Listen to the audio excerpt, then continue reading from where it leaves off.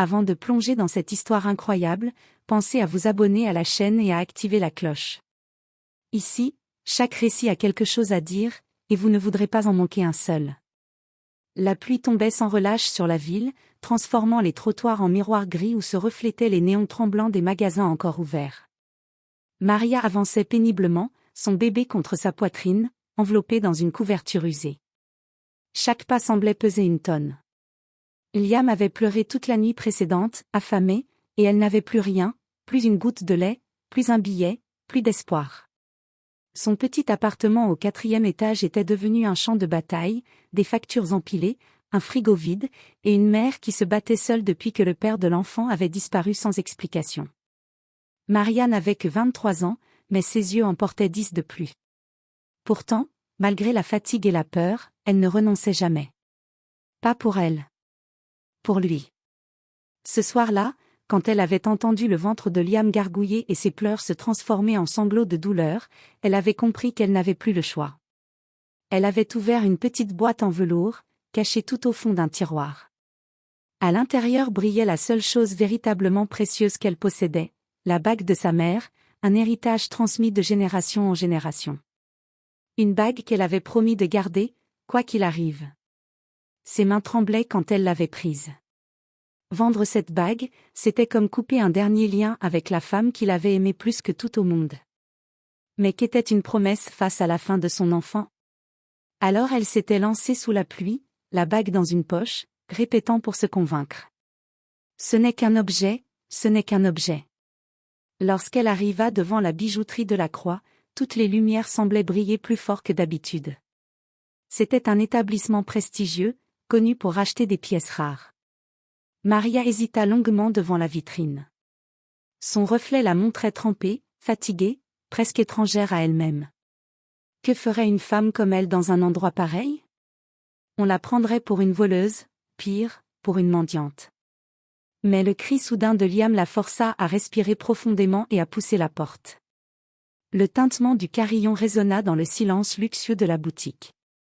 Les murs dorés, les vitrines impeccables, les pierres étincelantes, tout contrastait violemment avec sa réalité.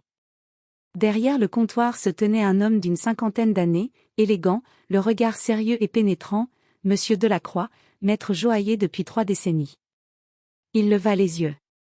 Et dans ce bref instant, Maria se sentit jugée, démasquée, trop pauvre pour appartenir à ce lieu. Elle serra la bague dans sa main. Son cœur battait si vite que ses oreilles bourdonnaient. Elle allait devoir prononcer ces mots qu'elle craignait tant. Je veux vendre cette bague. Ce qu'elle ignorait, c'est que cette simple phrase allait réveiller un passé oublié. Et que l'homme en face d'elle n'allait pas réagir comme elle s'y attendait. La chaleur étouffante de la bijouterie contrastait brutalement avec le froid humide de la rue. Maria, encore trempée par la pluie, sentit la buée se former sur ses lunettes tandis qu'elle avançait d'un pas hésitant. Liam remuait contre sa poitrine, fatigué d'avoir pleuré, le visage rouge, les yeux mi-clos. Elle caressa doucement son front pour le calmer, mais son propre cœur battait si fort qu'elle avait l'impression que le bébé pouvait l'entendre. Monsieur Delacroix, derrière son comptoir impeccablement rangé, l'observait avec un mélange d'étonnement et d'intrigue. Il n'était pas habitué à voir ce genre de clientes, les femmes qui entraient ici portaient habituellement des talons, des parfums coûteux, et des sacs de créateurs. Pas des manteaux élimés et des bottes imbibées d'eau. Maria sentit sa gorge se serrer sous le poids du regard qu'il posait sur elle. Elle fixa le sol pour se donner du courage. Tout ce qu'elle voulait, c'était vendre cette bague, acheter du lait, et rentrer chez elle avant que Liam ne pleure à nouveau. Bonsoir, murmura-t-elle d'une voix faible. Le joaillier répondit d'un simple hochement de tête. Maria sortit la bague de sa poche. Un frisson la traversa lorsqu'elle réalisa qu'elle tenait là le dernier trésor de sa famille. La petite pierre centrale semblait capter la lumière ambiante d'une manière presque vivante. C'était une bague qui racontait une histoire, mais que personne ne devait jamais connaître. Elle la posa délicatement sur le comptoir. Ses doigts restèrent suspendus un instant au-dessus du bijou, comme si une part d'elle refusait encore de le lâcher. Je voudrais la vendre, dit-elle enfin, le souffle court. Monsieur Delacroix fronça légèrement les sourcils. Ce n'était pas la première fois que quelqu'un tentait de vendre une pièce précieuse, mais quelque chose dans sa voix, dans sa posture tremblante, l'interpella. Il saisit la bague avec des gestes lents et professionnels, la porta à la lumière, observa la taille du diamant, la finesse du métal. Son visage changea imperceptiblement. Une ombre passa dans son regard. Maria se figea. Et s'il pensait qu'elle l'avait volée? Et s'il refusait de l'acheter? Et s'il appelait la police? Ses mains devinrent moites. D'où vient cette bague? Demanda-t-il finalement, la voix basse mais ferme. Elle déglutit. C'est tout ce qu'il me reste de ma mère. Je ne veux pas la vendre mais, j'en ai besoin. Elle serra Liam contre elle, comme pour justifier l'indicible. Mon bébé n'a plus de lait, avoua-t-elle dans un souffle brisé. Le bijoutier ne répondit pas tout de suite. Il continua d'examiner la bague, mais son regard n'était plus technique. Il était lointain. Troublé. Comme si la vue de ce bijou venait de réveiller en lui un souvenir qu'il croyait enterré. Maria, elle, voyait le silence s'installer et paniquait davantage. Elle interpréta son mutisme comme un refus. Je suis prête à accepter n'importe quel prix, dit-elle rapidement. Je dois juste acheter du lait. Je vous en prie. Sa voix se brisa. Monsieur Delacroix releva les yeux vers elle. Son regard n'avait rien de dur. Au contraire, un éclair de compassion venait d'y naître. Il referma doucement la main sur la bague. Attendez ici un instant, dit-il d'un ton presque adouci. Il se détourna et disparut dans l'arrière-boutique, laissant Maria seule dans ce silence luxueux, le cœur sur le point d'exploser. Elle crut qu'il allait revenir avec un refus, ou pire, avec un agent de sécurité. Mais ce qui l'attendait derrière cette porte allait dépasser tout ce qu'elle pouvait imaginer. Maria resta seule dans la bijouterie silencieuse. Le tic-tac discret d'une grande horloge murale résonnait dans l'air, rendant l'attente presque insupportable. Elle fixait la porte par laquelle le joaillier avait disparu. Chaque seconde semblait s'étirer en une minute. Liam s'était finalement rendormi, écrasé contre son cœur. Maria caressa doucement son dos, essayant de calmer sa propre panique. Elle pensait à tout ce qui pourrait mal tourner. Et s'il revenait avec la police? Et s'il disait que la bague n'avait aucune valeur? Et s'il refusait simplement?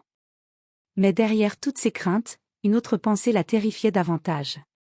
Et si elle devait repartir sans argent? Soudain, la porte s'ouvrit. Monsieur Delacroix réapparut, plus pâle qu'en entrant. Une émotion étrange traversait son visage, ni colère, ni froideur, mais un mélange de choc, de nostalgie, et d'une forme de tristesse. Il tenait la bague dans sa main, comme un objet sacré. Maria sentit son ventre se nouer. « Madame, dit-il d'une voix basse. Cette bague, où l'avez-vous obtenue exactement? » Il ne semblait pas poser cette question par méfiance, mais par nécessité, comme s'il cherchait à confirmer quelque chose. Maria inspira profondément. « C'était à ma mère, répondit-elle. Elle me l'a donnée avant de mourir. Elle disait qu'elle venait d'une époque où elle avait encore de l'espoir, et qu'elle voulait que je garde toujours un souvenir de ce qu'elle avait été. » À ces mots, les yeux du joaillier s'embuaient légèrement, presque imperceptiblement. Il effleura le bijou du bout des doigts. « Quel était son nom ?» demanda-t-il, d'une voix qui tremblait à peine. « Élise, » dit Maria. « Élise Morel. » Le joaillier ferma les yeux un instant. Comme si ce nom avait frappé quelque chose de profondément enfoui en lui. « Je me souviens d'elle, » murmura-t-il. Maria écarquilla les yeux. « Pardon ?» Il ouvrit enfin les yeux, un sourire mélancolique étirant ses lèvres. « Cette bague, c'est mon père qui l'a fabriquée. Une commande très spéciale. Il l'a conçue pour une jeune femme qui venait souvent dans son atelier, à une époque où nous n'avions rien. Mon père disait qu'elle était lumineuse, gentille, d'une générosité rare. » Il marqua une pause, les souvenirs s'animant dans son regard. Elle l'avait aidé financièrement après un accident qui avait failli lui faire perdre son atelier. Elle ne l'avait jamais mentionné à personne. Mon père disait qu'elle avait sauvé sa vie. Maria sentit ses jambes vaciller. Ma mère. Elle n'a jamais parlé de ça. Le joaillier sourit doucement. C'était une femme humble. Elle ne cherchait aucune reconnaissance. Mais mon père, lui, n'a jamais oublié. Il a créé cette bague en guise de remerciement. Un bijou unique. Une pièce qu'il considérait comme l'une de ses plus belles œuvres. Maria resta pétrifiée, les mots tournant dans sa tête comme un tourbillon. Une émotion la submergea. Cette bague, ce symbole, avait une histoire beaucoup plus grande qu'elle ne l'avait jamais cru. Monsieur Delacroix reprit, la voix plus ferme mais empreinte de chaleur. Et vous venez aujourd'hui, des années plus tard, pour la vendre, pour nourrir votre enfant. Il regarda Liam qui dormait, puis le visage fatigué de Maria. Votre mère aurait été fière de vous. Très fière. Un silence lourd et doux à la fois s'installa. Puis, brusquement, le joaillier se redressa, comme s'il venait de prendre une décision irrévocable. Attendez ici encore un instant, dit-il. Sa voix n'avait plus rien de froide. Elle était respectueuse. Il disparut à nouveau dans l'arrière-boutique, mais cette fois, Maria sentait que quelque chose de profondément différent était en train de se jouer. Et elle n'avait aucune idée de la surprise qui l'attendait. Maria restait debout, immobile, fixant la porte qui venait de se refermer derrière Monsieur Delacroix. Mais cette fois-ci, elle ne ressentait plus la même peur étouffante qu'avant. Il y avait dans son regard, juste avant qu'il ne disparaisse, quelque chose qu'elle n'avait pas vu depuis longtemps dans les yeux de quelqu'un, une forme de bienveillance, presque chargée d'une mémoire personnelle. Liam remua légèrement, cherchant à mieux se caler contre elle. Maria resserra son étreinte autour de son bébé, le cœur toujours serré, mais désormais traversé d'une lueur d'espoir fragile. La poignée tourna enfin. Le joaillier réapparut, mais pas les mains vides. Il portait un petit paquet Kraft, soigneusement fermé, ainsi qu'une enveloppe blanche. Ses gestes étaient différents, plus délicats, plus lents, comme s'il marchait avec un poids invisible sur les épaules. Il posa le paquet sur le comptoir, puis la bague intacte, juste devant Maria. « Madame, dit-il avec une gravité douce, je ne vais pas acheter votre bague. » Le monde de Maria s'effondra d'un coup. Elle sentit sa gorge se nouer, ses yeux picoter. « Je comprends, » balbutia-t-elle, tentant de retenir ses larmes. « Je vais partir. » Elle attrapa la bague, déjà prête à tourner les talons. « Attendez » la coupa-t-il doucement, mais fermement. Elle leva les yeux. La voix du joaillier avait changé. Elle n'était plus distante, ni froide. Elle tremblait légèrement, comme chargée d'une émotion rare. Je ne vais pas l'acheter, parce qu'elle ne doit pas quitter votre famille. Votre mère n'a pas sauvé mon père pour que sa gratitude finisse dans un tiroir. Ce bijou vous revient. Il représente ce qu'elle a été, et tout ce que vous êtes en train d'accomplir pour votre enfant. Il poussa délicatement la bague vers elle. Gardez-la. Je vous en prie. Maria resta figée, incapable de prononcer un mot. Monsieur Delacroix ouvrit ensuite le petit paquet Kraft. À l'intérieur se trouvait une grande boîte de lait infantile, un biberon neuf, et même de petites lingettes. Je suis allé à l'épicerie d'à côté, expliqua-t-il. Je n'ai pas pu vous laisser repartir sans ça. Puis il posa l'enveloppe blanche. Elle tremblait un peu lorsqu'elle la saisit. Ceci n'est pas une aumône, précisa-t-il, lisant l'inquiétude dans ses yeux. C'est une dette. Une dette envers votre mère, et envers ce qu'elle a fait pour la nôtre. Maria ouvrit l'enveloppe. Ses doigts se figèrent. À l'intérieur, il y avait assez d'argent pour tenir un mois entier. Peut-être même davantage. Le souffle lui manqua. Son cœur se mit à battre si fort qu'elle en eut presque le vertige. « Monsieur, je ne peux pas accepter, c'est trop. » « Vous pouvez, » répondit-il simplement. « Parce que vous n'êtes pas en train de recevoir quelque chose. Vous êtes en train de prolonger un geste qui a commencé bien avant vous. » Il inspira profondément, ses yeux brillant d'une émotion qu'il ne cherchait même plus à cacher. « Votre mère a tendu la main à mon père quand nous étions au bord du gouffre. Il lui a toujours souhaité bonheur et prospérité. Permettez-moi, aujourd'hui, d'honorer sa mémoire. » Maria sentit enfin ses larmes déborder. Mais ce n'étaient plus des larmes de peur ou de honte. C'étaient des larmes de gratitude, de soulagement, et d'un amour immense pour sa mère, pour cet héritage invisible qu'elle lui laissait à travers ce geste. Monsieur Delacroix inclina légèrement la tête. Prenez soin de votre enfant. C'est tout ce que je vous demande. Elle hocha la tête. Trop émue pour parler. Et dans ce moment suspendu, Maria sut que sa vie venait de changer. Pas grâce à l'argent. Pas grâce au lait. Mais grâce à ce rappel silencieux, la bonté circulait, invisiblement, d'une génération à une autre. Maria quitta la bijouterie sous la pluie fine, mais ce soir-là, elle ne la sentit même pas. Sous son manteau serré, Liam dormait paisiblement, repu et tranquille. Dans son sac, la boîte de lait neuve, l'enveloppe blanche, et la bague, cette bague qu'elle croyait devoir abandonner, semblait peser moins lourd que l'espoir qui grandissait dans son cœur. Arrivée chez elle, elle déposa son bébé dans son petit lit, caressa son front, puis fixa longuement la bague. Elle repensa à sa mère, à ses sacrifices silencieux, à l'amour qu'elle avait donné sans rien demander. Cette histoire entre elle et le joaillier, ce n'était pas un hasard. C'était une chaîne. Une transmission. Les jours suivants, la vie de Maria changea un peu. Pas comme par magie, elle trouva un petit emploi dans un café, son propriétaire accepta de garder Liam à l'arrière de la salle lorsqu'elle travaillait.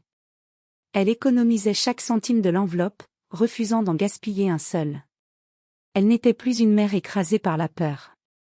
Elle devenait une femme qui se relevait.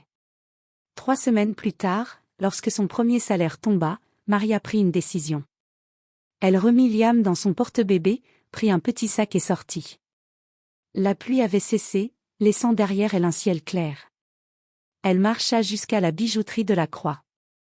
En entrant, le carillon tinta. Monsieur Delacroix leva les yeux, surpris mais immédiatement souriant. Madame Morel, quelle bonne surprise.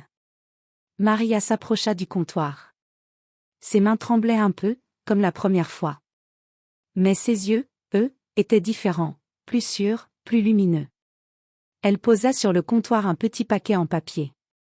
C'est pour vous, dit-elle doucement. Le joaillier fronça les sourcils, intrigué. Il ouvrit le paquet. À l'intérieur se trouvait un simple croissant, encore chaud, enveloppé soigneusement. Maria ajouta. C'est tout ce que je peux offrir pour l'instant. Mais je voulais vous remercier. Pas seulement pour l'argent, ni pour le lait, mais pour m'avoir rappelé que la bonté n'est jamais perdue. Un silence doux s'installa. Le joaillier resta un moment immobile, ému par ce geste simple. Ses yeux brillèrent. De gratitude. De tendresse. Peut-être même de nostalgie en pensant à son père. Madame, dit-il avec un sourire profond. Votre mère avait raison de croire en la générosité. Vous en êtes la preuve. Maria sourit, timidement mais sincèrement. Je vous promets une chose, ajouta-t-elle. Un jour, quand je serai en meilleure situation, je reviendrai ici. Et je vous rendrai tout ce que vous avez fait pour moi. Pas avec de l'argent. Mais, à ma manière. Le joaillier hocha la tête. Je n'en doute pas. Maria remit doucement la bague à son doigt. Et à cet instant, une lumière douce traversa la vitrine, éclairant le bijou. Elle se sentit enfin complète, comme si sa mère était là, tout près, fière d'elle. À bientôt, monsieur Delacroix. Elle sortit de la boutique et la porte se referma doucement derrière elle. Le joaillier resta immobile un instant, le croissant encore chaud entre les mains. Et pour la première fois depuis longtemps, il sentit que le monde contenait encore un peu de magie. Il murmura pour lui-même, la voix tremblante. Merci. Élise.